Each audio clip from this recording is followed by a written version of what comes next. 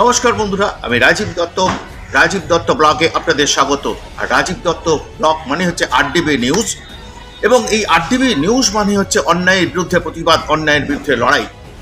আজ একটি গুরুত্বপূর্ণ খবর আপনাদের সামনে তুলে ধরতে চাই, সাধারণ মানুষকে জানাতে চাই যে আমাদের রাজ্য প্রশাসনে যে সদর দপ্তর নবান্নে কি হচ্ছে। কারণ আপনারা সবাই জানেন যে আগে মহাকরণ ছিল রাজ্য প্রশাসনের সদর দপ্তর। এখন মমতা বন্দ্যোপাধ্যায় আসার পর সেই মহাকরণকে সরিয়ে রাজ্য প্রশাসনের সদর দপ্তর নিয়ে যাওয়া হয়েছে নবান্নে। আর এই নবান্নে কিন্তু এখন ইদানিং যেটা আমরা দেখছি যে সত্যি অনেক সময় আমরা ভাবছি যে নবান্ন সত্যি আদৌ রাজ্য প্রশাসনের সদর দপ্তর তো, না তৃণমূল কংগ্রেসের দলীয় দপ্তর।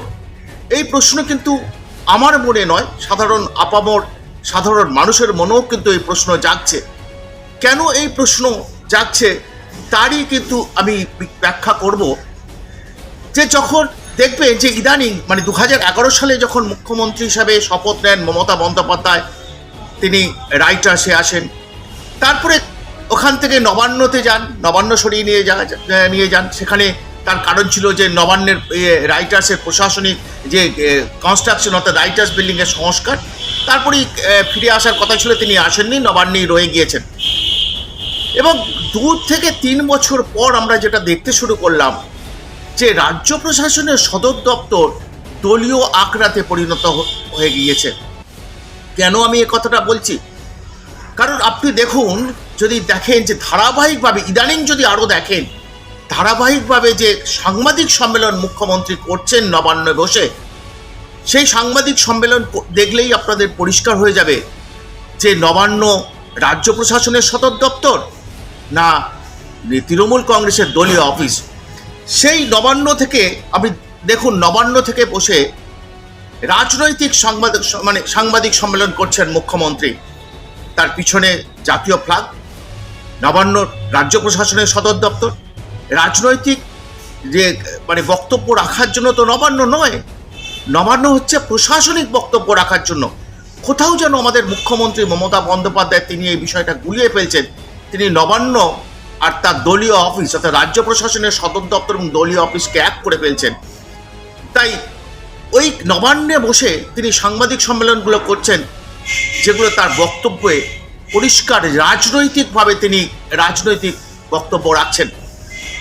এবং এটা দীর্ঘদিন ধরে এবং ইদানিং এই যখন স্পেশাল ইন্টেন্সিভ রিভিশন, অর্থাৎ স্বচ্ছ ভোটার তালিকা তৈরির জন্য নির্বাচন কমিশন যে উদ্যোগ নিয়েছে, কারণ সামনেই নির্বাচন, বিধানসভা নির্বাচন, চতুর্থবারের জন্য মুখ্যমন্ত্রী মমতা বন্দ্যোপাধ্যায় সেই বিধানসভা নির্বাচনে লড়াই করবেন। এবং এই এসআইআর শুরুর আগে থেকে আরও যেন আক্রমণটা বেড়ে গেছে এবং রাজনৈতিক নবান্নকে রাজনৈতিক স্বার্থে ব্যবহার করা হচ্ছে, এমনটা আমরা দেখতে পাচ্ছি। গতকালও একটি সাংবাদিক সম্মেলন মুখ্যমন্ত্রী করেছেন নবান্নে। সত্যি ভাবতে অবাক লাগে, তিনি গুলিয়ে ফেলেছেন সব কিছু। এবং সেই বক্তব্যটা আমি আপনাদের বলি যে এই গতকাল যে সাংবাদিক সম্মেলন করেছেন, সেখানে বিজেপি যারা কেন্দ্রীয় সরকারে রয়েছে তাদের আক্রমণ করেছেন। এমনকি নির্বাচন কমিশনকে কৃতদাস বলেছেন এই নবান্নে বসে। সেই সঙ্গে বিজেপির অধীনস্থ কেন্দ্রীয় সরকারকে তারা সাংবিধানিক ভূমিকা পালন করছে না, এমন বক্তব্য রেখেছেন। আমার প্রশ্ন, মমতা বন্দ্যোপাধ্যায় কি সাংবিধানিক ভূমিকা পালন করছেন?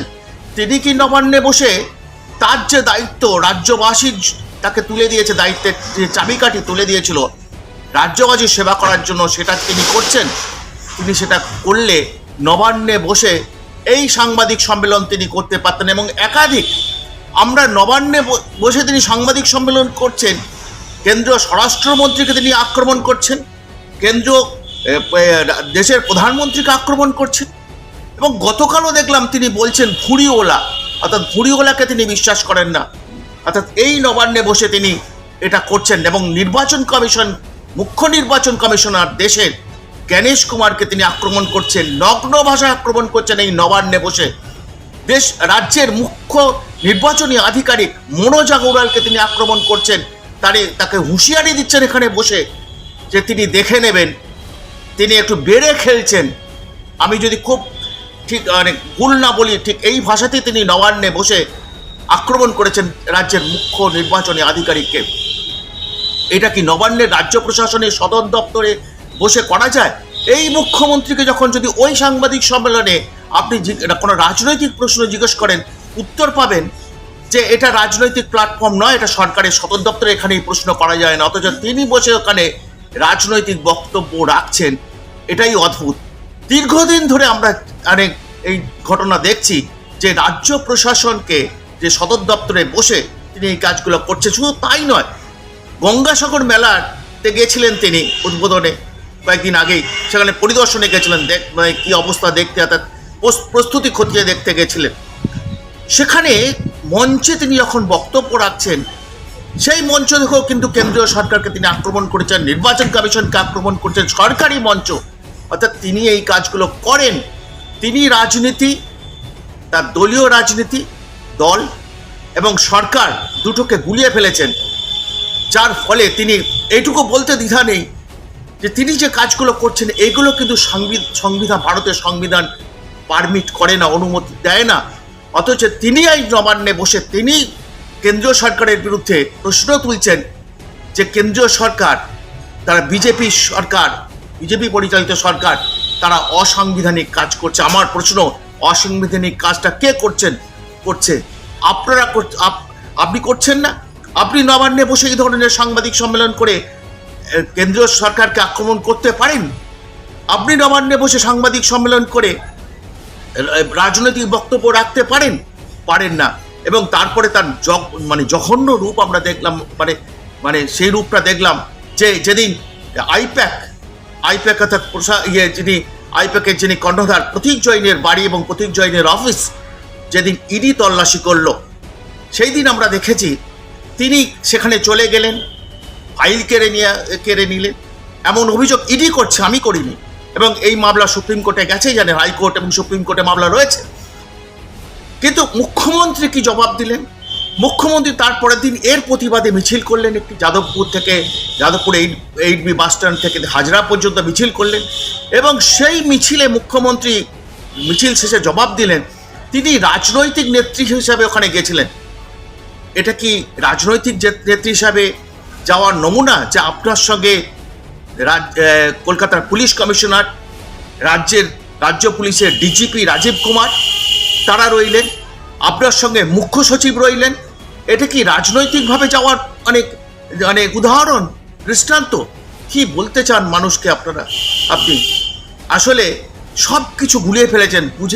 আপনার কাছে মনে হচ্ছে যে নবান্ন মানেই হচ্ছে তৃণমূল কংগ্রেস, পশ্চিমবাংলা মানেই হচ্ছে তৃণমূল কংগ্রেস, বাইরে আর কেউ নেই। অর্থাৎ পশ্চিমবঙ্গের সমস্ত মানুষ তৃণমূল কংগ্রেস, নবান্ন রাজ্য প্রশাসন তৃণমূল কংগ্রেস, এখানে আর কিছু চলে না। এবং এই দীর্ঘদিন ধরে আমরা এটা দেখতে, পশ্চিমবঙ্গের মানুষ আজকে দেখতে অভ্যস্ত হয়ে গেছি। এবং শুধু তাই নয়, এখানে বিরোধী দল এখন বিজেপি, তাদেরও প্রায় 77 জন বিধায়ক আছেন। এখন একটু কমেছে, কারণ তৃণমূলে চলে গেছে অনেকে। যখন রিভিউ মিটিং করেন জেলায় গিয়ে, তখনও আমরা দেখেছি যে সেই রিভিউ মিটিংয়ে মুখ্যমন্ত্রীর বৈঠকে ডাক পান না কিন্তু বিরোধী দলের যারা বিধায়ক আছেন। এটা তো হওয়ার কথা না, যে প্রশাসনিক বৈঠকে প্রশাসনের লোকেরা ডাক পাবে, কিন্তু দেখা যায় সেখানে ডাক পাচ্ছে তৃণমূলের লোকেরা, যিনি কোনো প্রশাসনিক পদে নেই। অর্থাৎ দীর্ঘদিন ধরে প্রশাসনকে শুধু এইভাবেই রাজনৈতিকীকরণ, তৃণমূলীকরণ করে ফেলেছেন মমতা বন্দ্যোপাধ্যায়তে। বলতে কোনো দ্বিধা নেই, আজ দ্বিধা করি না। এবং সেই কারণেই আজকে তিনি বলছেন, আজ তিনি যে কাজটা করছেন, তিনি কেন্দ্রীয় সরকারকে সেই ভাষায় সেইটা কেন্দ্রীয় সরকার করছে বলে তিনি উদাহরণ দিচ্ছেন। আজকে ভাবতে পারেন, দেশের স্বরাষ্ট্রমন্ত্রী, আপনার দেশের প্রধানমন্ত্রী, তাদের বিরুদ্ধে আপনার রাজনৈতিক বক্তব্য থাকতে পারে, কিন্তু তার মঞ্চ এটা নয়, তার মঞ্চ কিন্তু নবান্ন নয়, তার মঞ্চ কিন্তু সরকারি মঞ্চ নয়, যেটা বলার জন্য আপনার দলীয় রাজনৈতিক প্ল্যাটফর্ম ব্যবহার করা উচিত। এবং সবথেকে আশ্চর্যজনক ঘটনা শুনলে অবাক হবেন যে মুখ্যমন্ত্রী মমতা বন্দ্যোপাধ্যায় তিনি স্পেশাল ইন্টেনসিভ রিভিশন SIR নিয়ে তিনি বিরোধিতা করছেন। এবং সেই বিরোধিতা করছেন শুধু তাই নয়, ইতিমধ্যে পঞ্চমবার তিনি দেশের মুখ্য নির্বাচন কমিশনারকে SIR এর প্রতিবাদ জানিয়ে চিঠি পাঠিয়েছেন। যে চিঠিটা পাঠিয়েছেন, যে প্যাডে পাঠাচ্ছেন, তিনি সরকারি প্যাডে পাঠাচ্ছেন, অর্থাৎ মুখ্যমন্ত্রী মমতা বন্দ্যোপাধ্যায় পাঠাচ্ছেন। তিনি তৃণমূল নেত্রী হিসাবে তৃণমূলের প্যাডে পাঠাচ্ছেন না। এটা কি পাঠানো যায়? আমার প্রশ্ন রইল মুখ্যমন্ত্রীর প্রতি, এটা কি আপনি পাঠাতে পারেন? আপনি তো বামফ্রন্ট সরকারের আমলে এই প্রশ্নগুলো তুলতেন। আজ যে প্রশ্নগুলো আপনি বামফ্রন্টের আমলে তুলতেন, সেই কাজগুলো আজকে আপনি করছেন। অর্থাৎ নবান্নকে তো মানে একদম সম্পূর্ণভাবে একটা দলীয় স্বার্থে ব্যবহার করা হচ্ছে। এ তো আমরা দেখতে পাচ্ছি, মানুষ দেখতে পাচ্ছে, এবং যার জন্য আজকে বলতে হচ্ছে এই বিষয়গুলো, যে এই ধরনের কাজ কি নবান্নে বসে করা যায়? নবান্নে বসে কি কেন্দ্রীয় সরকারের সমালোচনা করা যায়? নবান্নে বসে কি দেশের প্রধানমন্ত্রী, দেশের স্বরাষ্ট্রমন্ত্রীকে আক্রমণ করা যায়?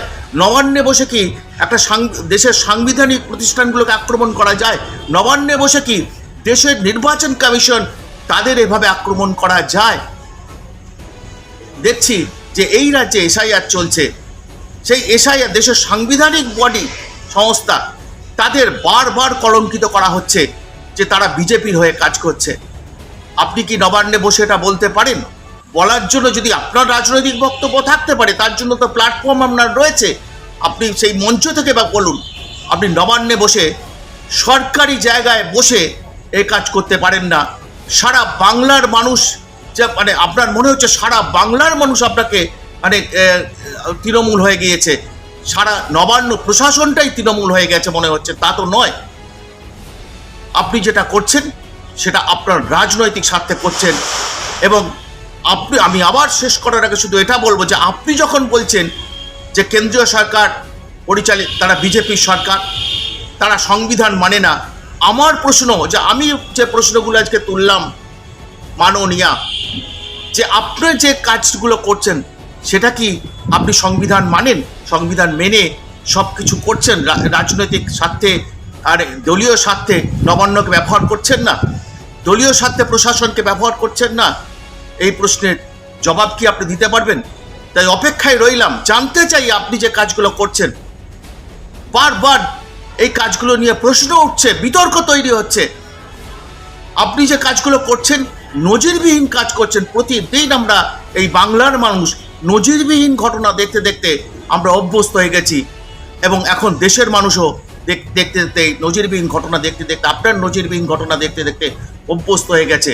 এবং সর্বশেষ যে ঘটনাটা ঘটালেন, যে ইডির মতো একটা সংস্থা 2020 সালের একটি কয়লা পাচার ঘটনার তদন্ত করছে, সেই ইডি মানে যখন আইপ্যাকের অফিস এবং প্রতীক জৈনের বাড়িতে, যখন কলকাতার বাড়িতে যখন তল্লাশিতে গেল, তখন আপনি ঢুকে গেলেন, ফাইল নিয়ে চলে এলেন, এবং ইডি পরিষ্কার তাদের প্রেস রিলিজে লিখছে যে স্নাচ করা হয়েছে, ছিনতাই করা হয়েছে, যে মামলা সুপ্রিম কোর্ট পর্যন্ত গড়িয়েছে।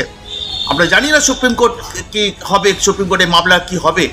তবে এটা খুব দুর্ভাগ্য যে এই ঘটনা আমরা দেখতে হচ্ছে, যে একটা দেশের তদন্তকারী সংস্থা, যাকে সংবিধান, যাকে ভারতীয় আইন যাকে ক্ষমতা দিয়েছে, আপনিও একটা সাংবিধানিক পদে রয়েছেন, আপনি সেখানে ঢুকে গেলেন, ঢুকে আপনি সমস্ত ফাইল নিয়ে চলে এলেন।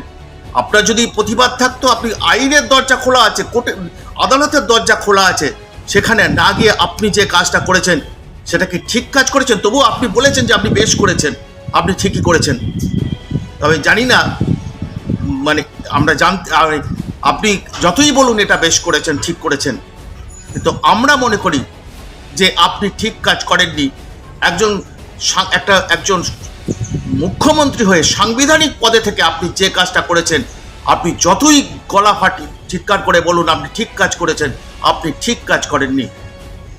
দেখা যাক আগামী দিনে সুপ্রিম কোর্ট এই নিয়ে কি বলে। আপাতত এইটুকুই আমি তুলে ধরলাম, চেষ্টা করলাম যে নবান্নটাকে কিভাবে, রাজ্যের প্রশাসনটাকে কিভাবে রাজনৈতিক স্বার্থে ব্যবহার করা হচ্ছে, যেটা নিয়ে আগে বামফ্রন্টের সময়, বামফ্রন্ট সরকারের আমলে তিনি বারবার আপনি এই প্রশ্নগুলো তুলতেন। আজ আপনি সেই কাজটা করে দেখিয়ে দিলেন যে রাজ্য প্রশাসনকে রাজনৈতিক স্বার্থে একদম খোলাখুলি ব্যবহার করা হচ্ছে, যেটা বাংলার মানুষ বুঝতে পারছে, বাংলার মানুষ দেখছে। আপাতত এইটুকুই। সকলে ভালো থাকবেন। আমি শেষ করার আগে সকলকে অনুরোধ করব আমার চ্যানেলটি লাইক, শেয়ার, কমেন্ট এবং সাবস্ক্রাইব করে দেবেন এবং আমাকে এগিয়ে যেতে সহযোগিতা করবেন। ধন্যবাদ।